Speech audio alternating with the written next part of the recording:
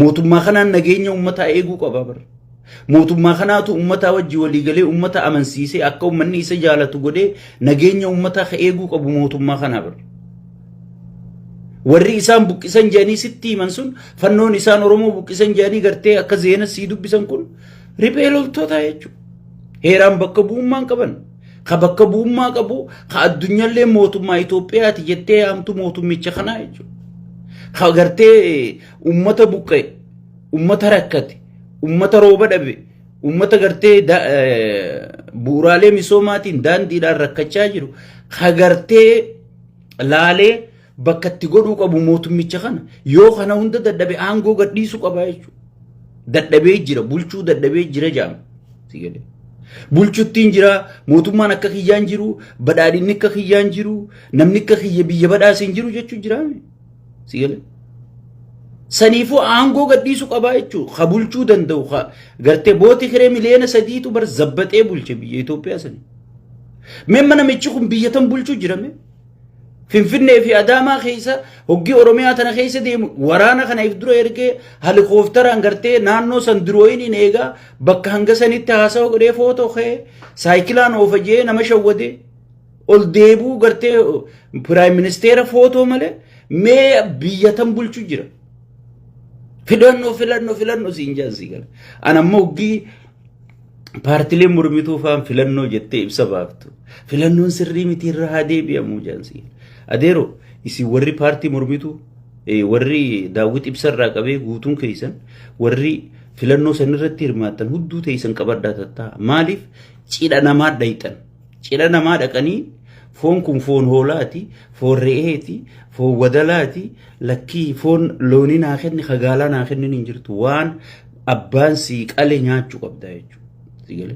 isin geggeessituu abiyyiiti waan inni isinii kenneef hudduu teessan qabattanii fudhachuu qabdan malee wit jechuun hin taatu dheengadda filannoo bireechitanii fi maal gootanii fakkeessitanii amma wixxisuun hin taatu jechuudha sigale sababa marroo dirribaatii wajji wal dhabdanii jecha manguddoo daayibaraa yaatu biyya alaa tanaa jaartee qaallicha daawwit ibsaati sigale tokkummaa Oromoo hunda community kan hunda diidee sigale manguddoo si deeggartuu community harkaa qaba waan ta'eef marroon faan bakka waan godhanii fi waan dhiisan wallaalanii diiyaaspoorumaan barbaannu jedhanii keessaa eega bahan booda eega gartee namicha haala mijjeessitee waa hunda goote booda filannoon sirrii miti hayame saniifuu isin geggeessitoota gaafa aruuza yaamamtanii aruuza namni fedhu re'ee sii qala fedhu hoola sii qala fedhu jibicha sii qala fedhu gaala sii qala waan abbaan sii qale fedhu harree sii qala sii qale waan abbaan sii qale fudhattee tartiibaan harree yoo sii qale foon harreeti jechuun qabdu sii qale waamicha san siitu accept godhee fudhatee dhaqee waliin hirmaatee jechuudha saniifuu amma kanaan ummata burjaajeessitanii nuti ummata keenya kan shiftaa wal ijaaree mootummaa fakkaatu kan isin beekamtii kennitanii fi waliin mootummaa jettanii filmaata seentan ummata keenya fixu jiru saniif sagalee tahaa jirra waan taateef gartee manguddoo teessanta yuutuubii fi gartee asirra gadhiiftan tanaan ummata keenya burjaajeessitanii jechuudha ummata keenya burjaajeessitan sigale hin ta'u ummanni keenya waan akkanaati isin dhagayna amma ajandaa kana gati isin darbuu deemanii jechuudha ajandaa gartee filannoon sirrii miti jaabaawun filannoon sirrii miti jimmi tirkishoon nuti gartee filannoo akka sirriin ta'in dursinee isin himne jechuudha wanni kun namni waan kana irratti hirmaate cidha abiyyi kadhaqee dursinee isin himne jechuudha kun garteemma oduu himuu yoo taate malee wanni inni nu fayyadu hin jirtu jechuudha waan akkanaatiin ummanni keenya akkam burjaaju durseetiin isin himaa jechuudha saniifuu ummanni keenya kharayyuun irra roorrifamaa jira kun diinagdee isaa fudhatee gabaa geeffachuuf gaba dhiheeffachuudhaaf hin dandeenye kun ammoo bakka gartee irra dhalatee irra guddatee hobbaatiin isaa achitti awwaalamtee jiraachuu hin dandeenye hawaasni arsii kun daandii isaan hin gaafanne bishaan naabaa saajee isaan hin gaafanne ifaan aanaqaa jee isaan hin gaafanne nagayaani gartee bakkumaan irra dhaladhe keessa bakkumaan itti dhaladhee amala sii beeku qilleensa sii beeku gartee bakka tanaan jiraadha rabbiif jecha na dhiisaa jee kadhatee dadhabe jechuudha. Sigale namni tokko hogii qilleensi tokko haa oowwu haa diilallaa'u hogii keessa dhalatee qaama godhatee itti wal barate bakki sun gartee Ameerikaa caaltiifi jechuudha. Bakkuma jiru santu Ameerikaa caalaafi jechuudha. Achirraa yoo namni si buqqise gana sistema lafa sigeeysaniitii wal fudhachuu Oromiyumaa waa taatu. Amma fakkeenya namni Harargeerraa buqqisanii Wallagga fidan hagam takka rakkate aadaa bakka sanii qilleensa bakka sanii naannoo sanii wajji wal fudhachuudhaaf hagam takka rakkate. Sigale ummata kana maasoggii buqqisanii fuudhanii biyya deebisaa geeysan mootummaan jala deemtee eessa maal taatan qubattanii gatteeysanii sheekotiin jala deemtee qubattanii gatteeysanii abbaan gadaa ka jala deemee qubattanii gatteeysanii jaarsi gandaa ka jala deemee qubattanii gatteeysanii juun hin jiru jechuudha. Nurraa buqqaanii miijanii hoteela wal afeerranii isaan enjoy godhanii jechuudha. Unolaalgaa akkasii buqqisu jirra akkana gartee waan ati jettu bakka jijjiiru jirra jedhaniiti galtee hiltan kana walii qabee sheekotii manzaraa tana sigale dabbaa duburaa kana laalaa oolanii jechuudha. Guyyaa dheeraa isaanichi hoggii kun takbiir jee ka gudduu guddaatuun hoggii dhuftee takbiir jee Allahu akbar jee wal jalaa qabanii dabbaa kana eegaa sigale. Ummanni garuu ummanni isaan kana gartee itti laffa'ee qaraasisee qaariyaa baasee fi wajji rakkatee akka isaan irra sadarkaa tanarra dhufan godhe isaan guddisee asiin ga'e azaaba addunyaa arku jira jechuudha. Azaaba addunyaa ka kanan jaamne gartee gammoojjii keessatti arku jira jechuudha. Bara akkanaa keessa jirra.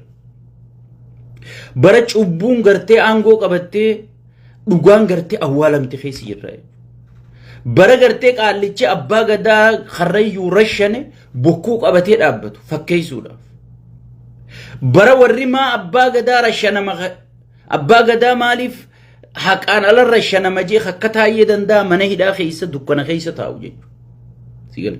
Karashan immoo bokkuu qabatee sii dhaabbata. Wadalli shayxaantichaa gartanii mi namichi Shimallis jedhaniin wadalli sun amma bokkuu qabatee dhaabbata. Maaliif du'a abbaa gadaa Karrayyuu maaliif rashanama maal haynisa haa bahu warri jeemmoo sigale kun afaan tulu gaamame kun biyyarraa ari'ame kun gartee harki hudduu duubatti hidhameeti mana dukkanaa keessaa rakkachuu jira jechuudha. Barakkasii keessa jirra jechuudha. Sigale barakkasii keessa jirra. Kanneen wajji gartee undercovering bilziqinaa afaan biyya alaa tana tetteeysee gogaa sabboonummaa uffattee sigale keeysaan bilziqinaadha gubbaan qabsaawaa Oromooti sigale. Oromoo wajji mari'atamuu qaba malee Oromoof Oromoon mari'achuu mariidhaan ilaaf ilaameen alaa galuu qabdi malee siin jedha. Maaliif akka Abiyyi mari'anne waan dhibbaa dhibba beekuuf inni marii tana faarsaa jechuudha. Sigale ummata si jeesee hoggee ati boo'uu deemtu hoggee ati boo'uu deemtu dhufee si wajji taa'u. Kanaa jechuudha. Amma ummata Arsii buqqisaniiti ummata Riiraa buqqisaniiti Baalee buqqisaniiti paarlamarra taa'ee Baalee faarsa.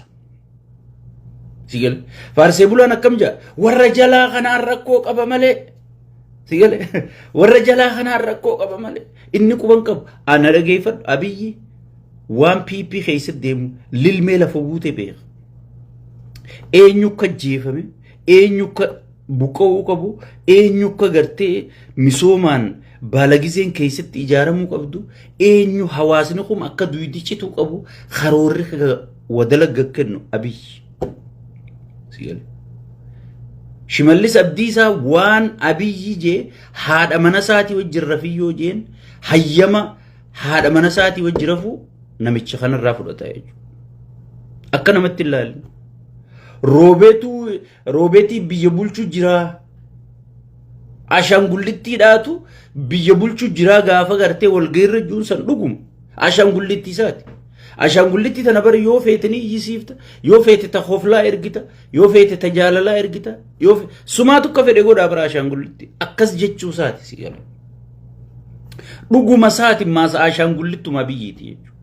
Waa takka keessa hin jiru. Amma namni gariin barbaala giseen maarreedha, miitirkishoodha, maarree hara shawaa kanaa shawaan namni akka isin rakkachuu jiru, namni akkasii buqqa'aa jiru, namni akkasii jechiin irraa saamamaa jirtu. Namni akka shawaa azaaba keessa jiru hin jiru. Na amanitan.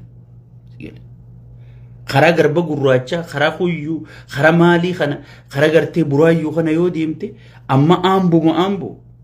Ilmoo mana keessa teessu manarra diiganii manaa wajjin ajjeefne irra deemanii macalaasan. Sigale.